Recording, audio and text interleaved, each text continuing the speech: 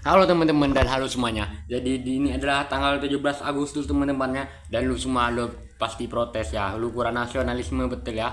Dan ya, kali ini tuh adalah era kepemimpinnya Presiden Sawit itu teman-teman ya. Ya, membuat kita kerasa kurang nasionalis buat ngerayain Agustus tahun ini teman-teman ya. Tahu Agustus tahun lalu aja itu udah kacau banget teman-teman. Padahal itu usia Indonesia yang ke 80 tahunnya ya. Sia-sia aja itu pahlawan kita rela berkorban ya. Mereka rela berkorban tuh kejayaan bangsa ini teman-teman ya, untuk masa depan bangsa Indonesia ini teman-teman ya. Ya, tapi kita tahu sekarang pemimpin kita telah seperti yang ada di kondisi ekonomi kita sekarang ya. Bisa-bisanya desa nggak pakai dolar kan kima ya teman-teman ya. Ya, dan ya kondisi ekonomi Indonesia ini sedang tidak baik-baik saja teman-teman ya. Coba lu bandingin dengan era Habibie dulu teman ya, itu sangat ekonomi Indonesia naik teman-teman ya, walaupun era kepemimpinannya hanya sejak 1998 sama 1999 ya, tapi di era itu banyak bilang itu adalah era tersebut sangatlah bagus teman-teman ya. Buat ortu lu pada pasti mereka pernah merasakan era kepemimpinannya Habibie teman-teman ya, sebagai bapak pesawat kita teman-teman ya. Tapi kita sebagai rakyat Indonesia sangat turut berduka atas kematiannya sejak tahun 2019 kemarin teman-teman ya. Tahun lalu itu berapa tahun kira kita itu ya. Kalau nggak salah sekitar September gitu teman-teman ya. Eyang Habibie adalah salah satu contoh presiden yang sangat layak untuk dibanggakan teman-teman ya. Salah satu presiden yang sangat baik untuk dibanggakan teman-teman ya. Bukan kayak presiden yang omong-omong itu teman-teman ya, yang bilang dia sangat pakai dolar teman-teman. Tapi buat Eyang Habibie itu sendiri ya, buat Eyang Habibie itu sendiri itu dia sangat cerdas ya. Bahkan setelah Jerman mendengar kalau Habibie telah meninggal sejak September lalu ya, banyak di sana Jerman tuh ya, mereka juga turut berduka selain orang Indonesia ya. Itulah salah satu contoh presiden paling tegas ya. Dia bisa menaikkan ekonomi dari dolar yang anjlok menjadi naik untuk ditukar jadi dolar teman ya.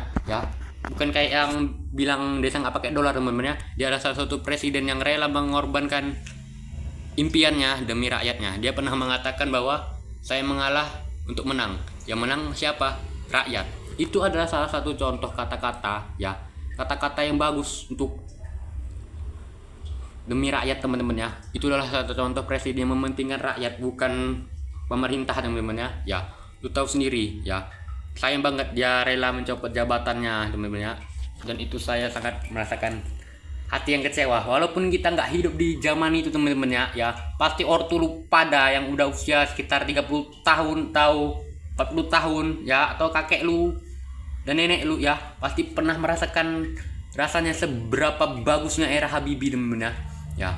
Bukan kayak presiden yang sawit itu teman-teman ya. Kalau Pak Jokowi masalahnya itu banyak utang teman-teman ya. Ini di eranya presiden sawit itu ya makin parah teman-teman ya.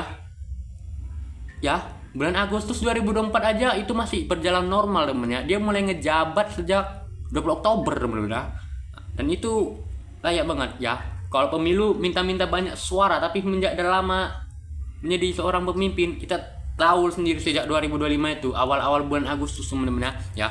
Tikus kantor udah makin banyak dipelihara temen-temen ya. Dikit-dikit rakyat kritik, nanti kita ditangkap lah, diklarifikasi temen-temen ya. Mereka tuh macam nggak tahu rasanya bersalah temen-temen ya. Dan itulah salah satu contoh seberapa tidak adilnya negara ini teman-teman ya. Negara ini telah rusak dibikin oleh koruptor itu sendiri ya. Pahlawan kita rela berkorban, mereka rela mati-matian demi masa depan bangsa. Tapi lu lihat sendiri, masa depan kita hancur teman-teman ya, karena dibuat oleh pemerintahmu sendiri teman-teman ya. Oke, lanjut ke topik apa yang membahas tadi. Nah, semenjak ini ya, banyak sekali pemimpin itu rada zolim teman ya, atau otoriter teman ya, mementingkan kekayaan pribadi teman ya, suka menindas rakyat kecil teman ya. Indonesia rasanya seperti belum merdeka buat tahun ini bro ya, karena yang menikmati kemerdekaan adalah pejabatmu sendiri, bukan rakyat kecil ya. Rakyat kecil ditindas ya, padahal dulu kita ditindas oleh bangsa lain, tapi ini bangsa kita sendiri yang mereka tindas teman-teman ya.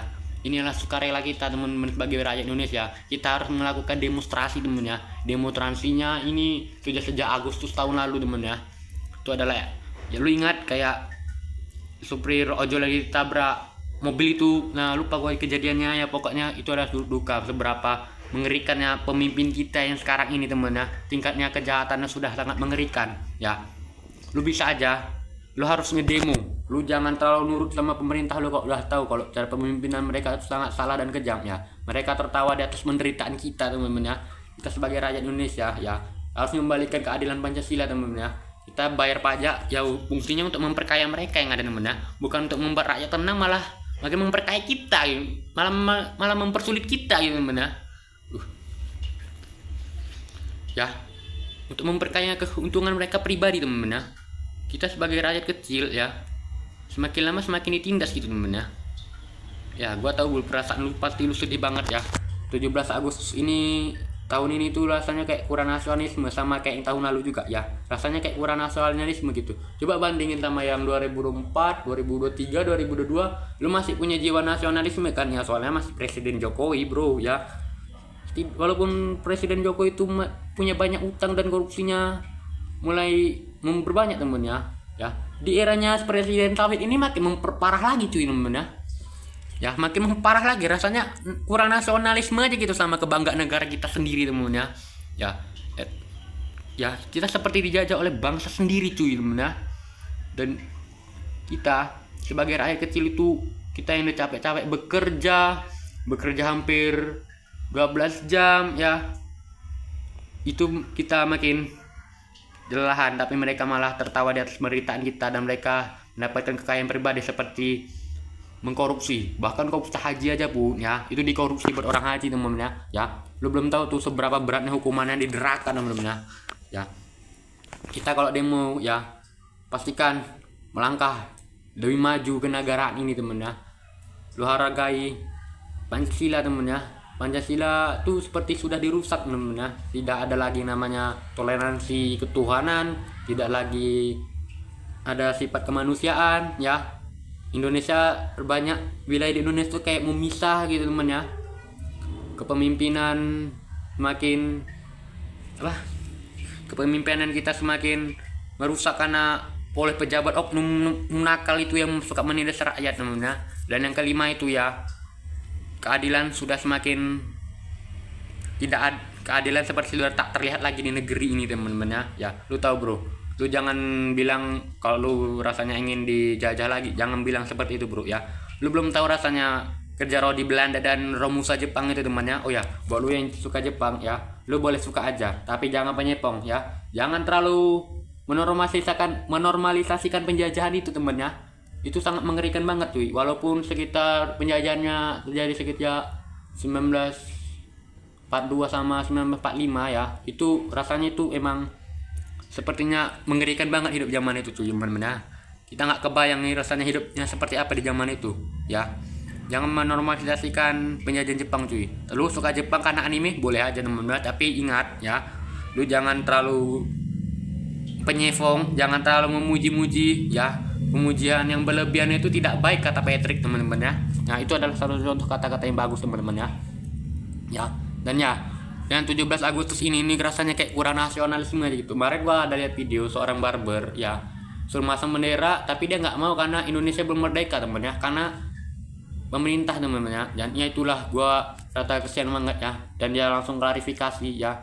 Masa pemerintah nggak pernah klarifikasi sih ya, gitu teman-teman ya. Jadi gua tahu bro, gua tahu lu sebagai rakyat Indonesia rasanya seperti rakyat kecil yang ditindas kan ya. Gua tahu bro ya, rasanya seperti ini rasanya menjadi seorang WNI, warga negara Indonesia, India, Irlandia, nggak tahu lah pokoknya ya teman-teman ya. Rasanya emang seperti ditindas teman-teman ya. Oke, mungkin segitu aja video kita teman-teman ya. Gimana, apakah kritikan ini sudah bagus teman-teman ya? Gua tahu bro, video kalau pasti bentar dikit-dikit nih klarifikasi, gua tahu ini sih sebenarnya. Gua tahu kalau mereka tuh nggak pernah klarifikasi soal mereka adalah penindasan dan perbudakan teman-teman. Bukti kalau di Indonesia masih terjadi perbudakan untuk hak hari ini ya. Korupsi makin merantau. Oh ya, gue ingeti, korupsi sebenarnya udah ada dari sejak zaman Belanda cuy. Lu ingat baca sejarahnya William Herman Dendles ya. Dia sebenarnya ngebayar para pekerja rodi teman ya. Itu bukan kerja paksa, belum ada dibayar teman ya, untuk membangun sebuah jalan, tapi para warga-warga di tanah ya uangnya malah dikorupsi cuy ya. Itulah bukti kalau kalau korupsi udah ada dari sejak dulu dan turun temurun sampai sekarang teman-teman ya. Itulah bukti kalau ini adalah bukti kalau korupsi tidak akan pernah berakhir di Indonesia ini teman-teman ya. Memberantas korupsi aja itu bakal sangat sulit teman-teman ya. Bahkan memberantas korupsi aja korupsi teman-teman ya, itu parah banget cuy. Tapi ada yang lebih parah lagi bu ya. Di Sudan Selatan ya, negara yang merdeka di tahun 2012 itu ya, itu korupsi lebih parah lagi cuy. Itu korupsi demi perang tuh ya teman ya. Bahkan rakyat kecil aja duitnya dikorupsi ya, dulu diajak perang teman-teman ya. Tapi kalau di sini ya hanya merugikan rakyat. Rata-rata BBM naik teman ya. Untung saja Indonesia nggak masuk 10 besar. Tapi jangan disepelekan juga ya korupsi di Indonesia ini. Lu udah tahu bro ya, korupsi di Indonesia ini makin merata-rata ya. Ya gua udah tahu ya. Mungkin segitu aja videonya bro kali ini ya. Ini adalah bukti kalau negara ini sedang tidak baik-baik saja namanya. Tapi ingat, jangan lu menjelekkan nama bangsa lu sendiri. Indonesia ini sebenarnya masih penting buat negara lain ya. Karena Indonesia adalah negara kepulauan, ekspornya banyak namanya. Punya gunung berapi pun banyak namanya, karena cincin api namanya. Melewati garis cincin api Pasifik namanya. Ya. Banyak wisatawan seperti Bali itu menjadi tempat para bule-bule Eropa namanya. Pulau Komodo ya. Banyak spesies langka itu dilindungi di Indonesia ini teman-teman. Bahkan Indomie aja udah jadi makanan sehari-hari pengungsian di Palestina teman-teman ya. Dan itulah bukti kalau Indonesia walaupun kita buruk di dalam negeri ya, tapi baik untuk luar negeri di sana teman-teman ya. Kadang kita hanya melihat sebuah negara dari sisi baiknya tanpa menjelaskan sisi buruknya ya. Mungkin segitu aja video kita kali bro ya.